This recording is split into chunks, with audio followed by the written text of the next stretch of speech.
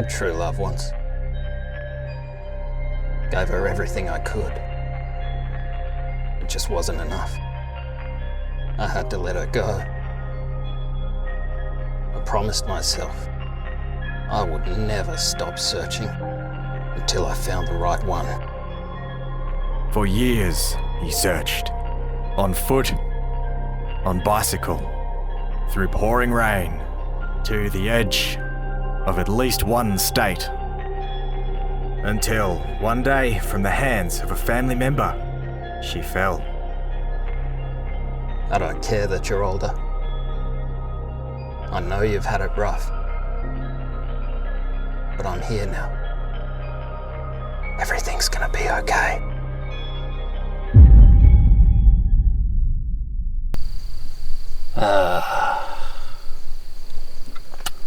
The 60. Yep, she is a Toyota Landcruiser. 60 series. 12 HT. Grey import. 24 volt. That's right, gang. But how does it go off-road? Okay, it's a little test track for the 60. This is like 2 minutes from home. It's pretty rough, there's a lot of rubbish around. And we happen to have Bo from Outback Cleanups, Australia, with us. And he's not impressed with the rubbish. He says, I know what I'll be doing tomorrow, coming out here for a cleanup. But that aside, we're just gonna have some fun now. Let's see how this 60 goes in standard form. Have a bit of fun.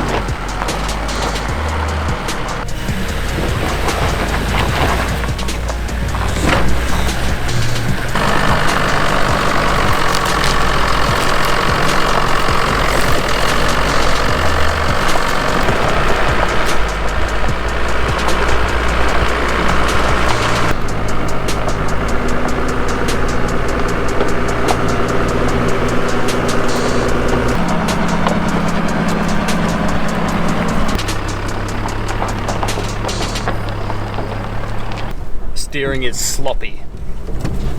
I mean, this thing does not like to turn. Whether that is because of suspension or it is something with the steering, we will find out. There's a tiny bit of play in the wheel. Suspension-wise, the rear suspension is liking it, but the front springs have nothing left in them. They're flat. So, also the tyres, nothing left of them. They're crap. But it does love low range. Loves it. Has such potential.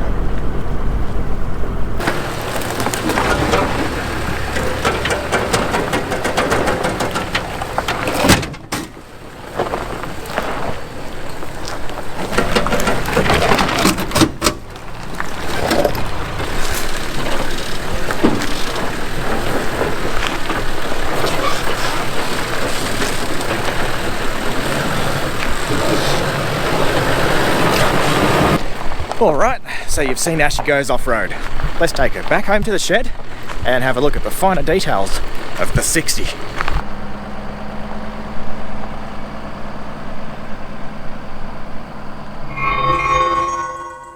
Back in the shed, it's time to have a look at what needs attention. For this, we have a legit, qualified mechanic for once. So Rhiannon is going to come in and help us in a few spots where I get out of my depth. That never happens. Let's go over this with a fine tooth brush. First thing, oil leaks. So the best way is to start at the top. Rocker cover gasket is leaking, so get that clean, get it replaced, degrease the rest of the motor, work the way down. Now, what do you reckon about my hose? She's looking a bit leaky and corroded. Yeah, it's crusty. They look like they could be the original hoses I say that because I've never seen a hose clamp like that before. I'm a bit worried about what the actual pipe underneath looks like. So when we get those off, we're probably going to have to give them a good clean up, and hopefully they haven't corroded away. The air conditioning has not worked in this thing since I've known it existed. So we got someone out, got it tested. Air conditioning is not something I want to bother myself with. I want it done correctly, and I want it done once. The main seal, the bloke said the main seal, whether that's the main output seal or the main input seal or the main shaft seal, point is, he said it needs a new compressor. I will take that on board. Now we've got a new compressor, but it's pretty much impossible to find one with the 24 volt actuator on it. But he said this actuator is good, there's nothing wrong with it, it's working fine. So we might just switch that around. So, what's the service history like, Jake?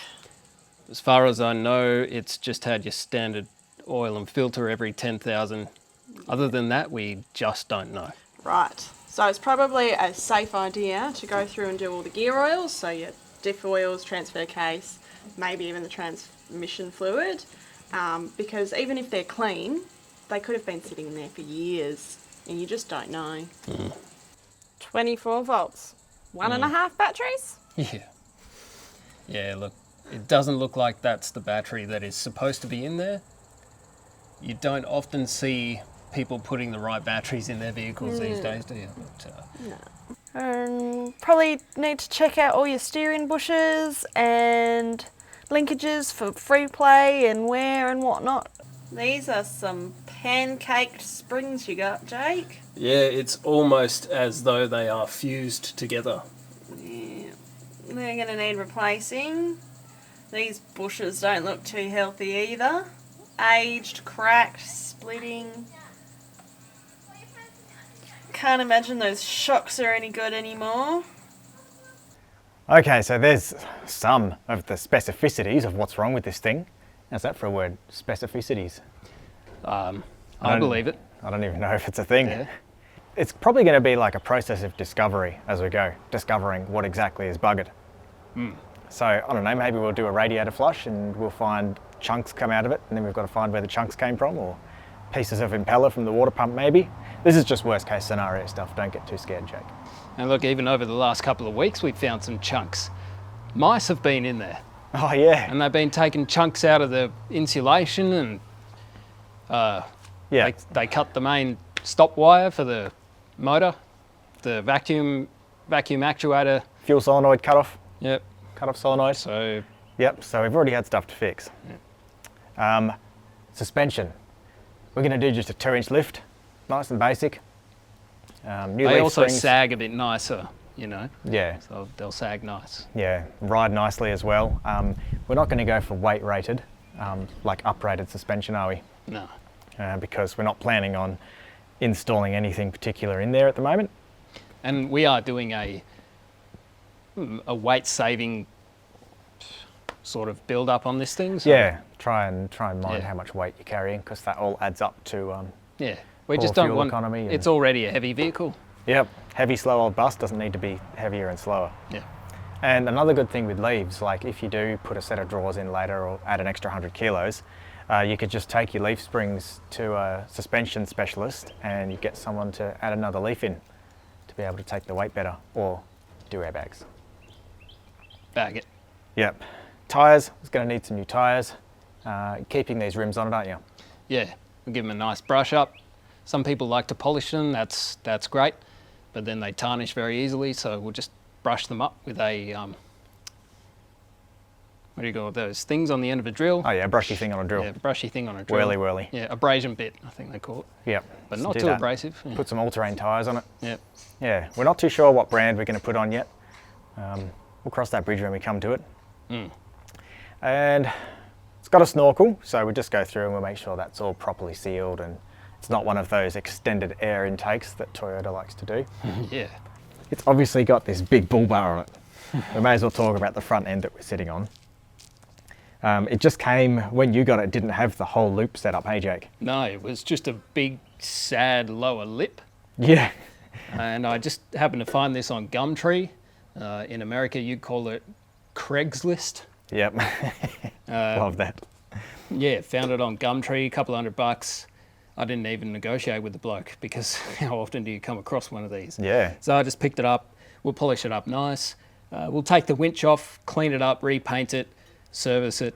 Yeah. That'll be fun, yeah. This winch, by the way, is the whole reason it's got this weird looking front end on it. It's a Pto winch, so that's driven by a long hard shaft, which goes sort of back along the chassis rail, hey Jake? Yeah. Back to the little extension off the transfer case or something? Yep, little extension off the transfer. It's got a couple of uni joints in there. One near the back needs replacing. I think I'll just take it into to our local and just say, look, give us another one of these. Do something. Pretty common. Yeah. So we want to keep the Pto winch on there. A lot of people would probably think about changing it over to an electric winch and putting a bull bar on it, but keep it classic, keep it different. Don't be afraid to be different. You know, we do want this thing to look quite original. Yeah. So we'll pull this off and give it a service and paint up, make it look really nice. So we've talked about the front. Oh, a set of spotties in here. Yep. Even those original yellow tinted ones would be good. Yes, huge yellow tinted halogen things. I think they actually called them fog lights. Inside the vehicle, let's have a look at what it features on the dash and see what needs any changing in here. What do you think, Jake? Well, I love the condition of the dash. There's no cracks or anything. It's Ooh. perfect. Now, somebody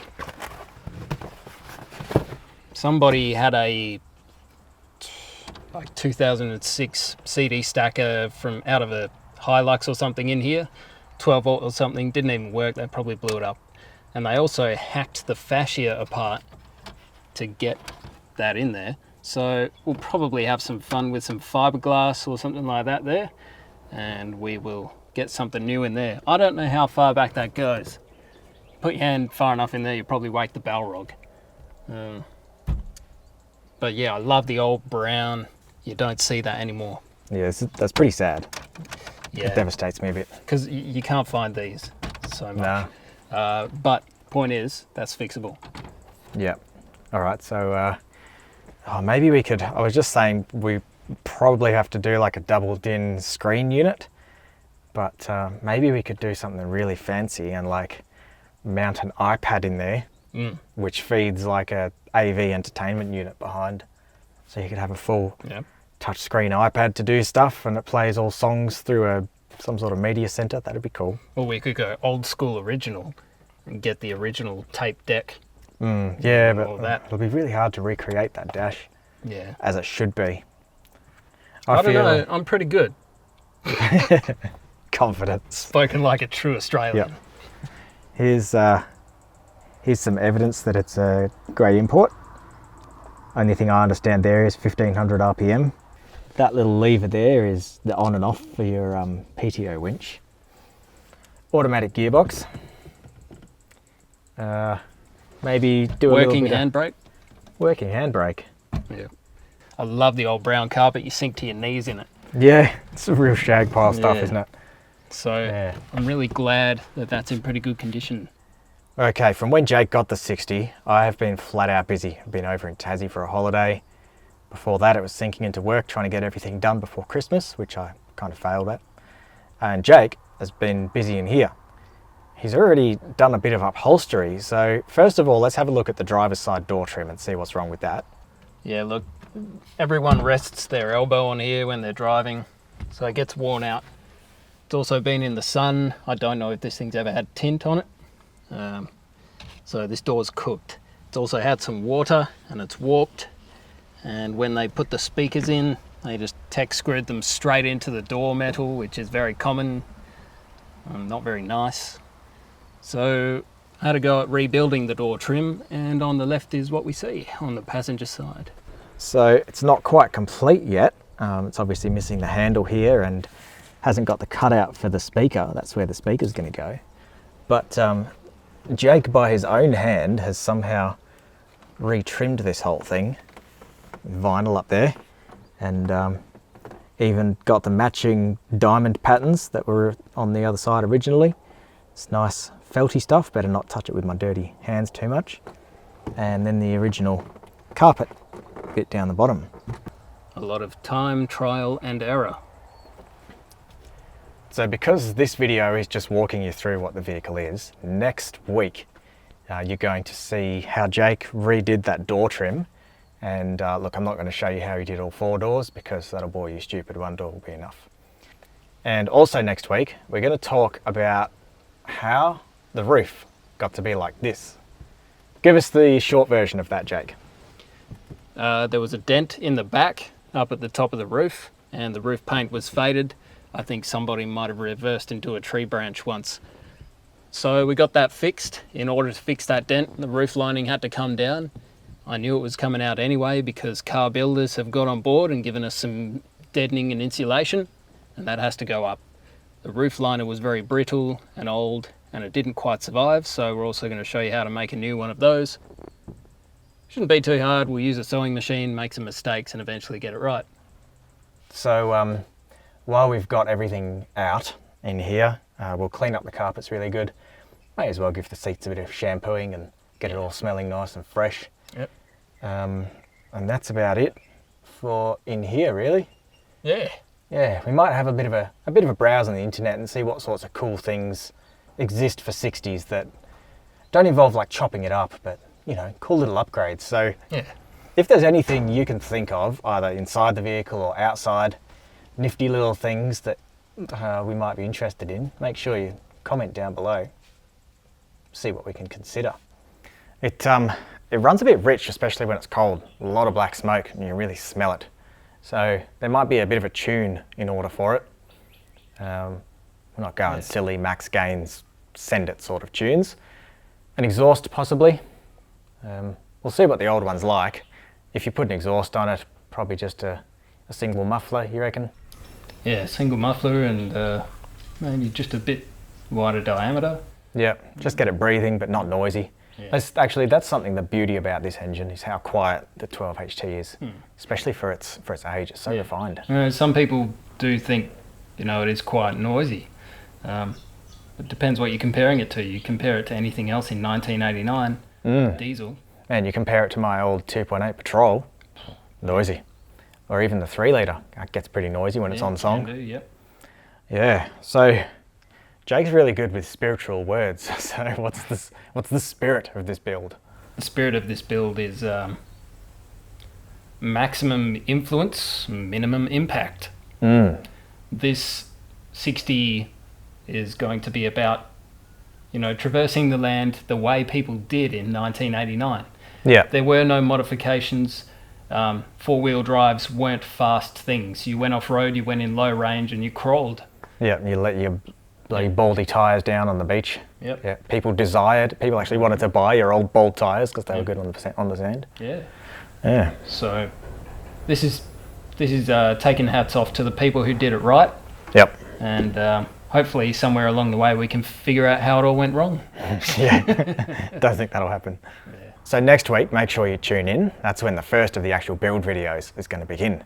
Starting with Jake showing you how he retrimmed a door, and Jake also going through some of the painting and paint prep. So you'll be able to see the condition of the roof and the bonnet before it got painted, and then going through sanding it back, a little bit of rust repair, and painting all of the goldy fawn colour, all brand new paint. So that's what you'll see next week. And right now we're actually going to lob in and start the episode after that, which is stripping out the interior and sound deadening. So we've got a huge bunch of products in there. We'll tell you all about where they came from and what they are and how we're going to use them in the next episode. Let's sink into it, Jake. No worries. See you there.